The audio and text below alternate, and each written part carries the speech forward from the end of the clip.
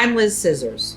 Today's video, we are going to talk about what questions should you ask when you are making a new client's appointment.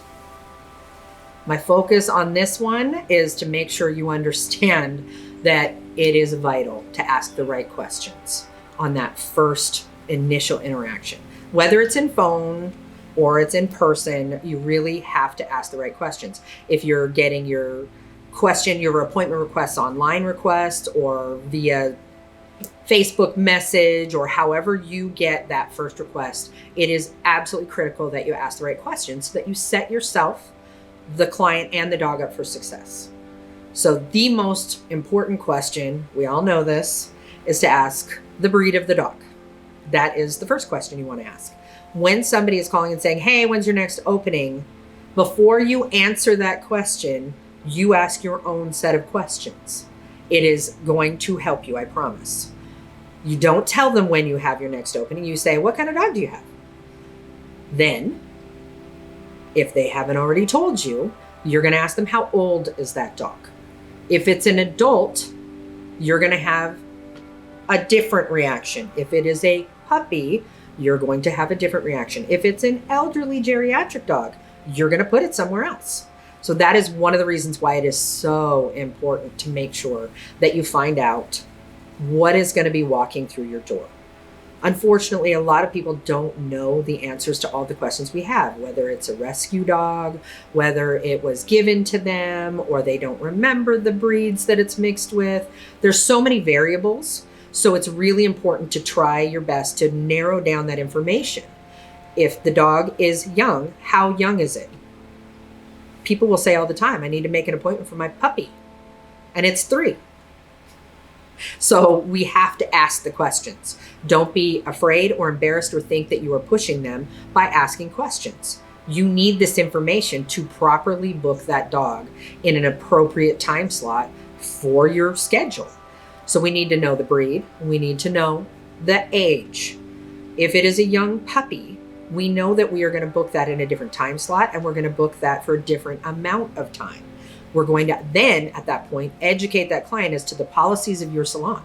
If you're a salon that will do whatever they want you to do, starting on the first visit, regardless of the age, there you go. If you are a salon that has very strict parameters, and you only will do so much to a young dog when it first comes in, based on what experiences it's had, then you have to set them up for success. The worst thing you can do is not tell them over the phone that you're not going to give that dog a full haircut on its first grooming because it's too young. And then they walk in the door and you're already starting off with a negative situation because they're not going to get what they expect. So we want to manage their expectation level by giving them clear information. If it's an elderly dog, we want to make sure that we tell them, we're going to book you at a certain amount of time. Is there a reason why this dog is now at this stage in its life moving from one salon to a next? Because that helps you understand. I had a client once that told me, I need to bring in my 16-year-old dog. And I said, did you just move to the area? And she says, no. It was because her last groomer had already told her that they could not groom that dog anymore. And that they had been grooming that dog for years. So I then managed their expectation level by explaining to them how unrealistic it was and how unfair it was to that elderly dog to switch from one salon to the next. Trust that groomer. If that groomer knows your dog way better than I do, so if it's to the point where we can't safely groom your dog, we need to tell you that. And you hopping from shop to shop is not the right answer for your dog. Somebody's going to end up hurt, and it's most likely going to be your dog.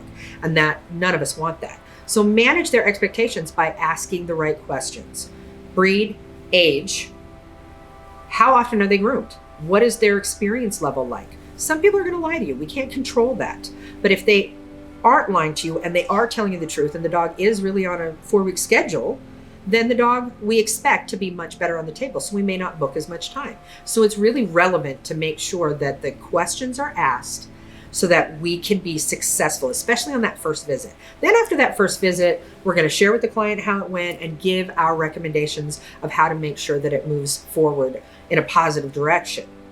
But if you don't ask those questions, you are on the back foot trying to scramble to fix a situation because you weren't prepared for it. And now the client doesn't get what they were expecting. So let's make sure we ask the right questions, right from the get-go. Give them clear, concise information right over the phone or right in person so that they don't book an appointment if they're not comfortable. Nobody wants them to book an appointment if they're not comfortable. It's only going to end badly if they do. We don't want their money that bad. We want successful client relationships. We want that dog and that person to leave with a smile. So make sure you ask the right questions. I hope you found these tips helpful to make sure that you're successful in your appointment making with your new clients. For more information about me, visit lizsizzers.com. Thank you, and I will see you next time.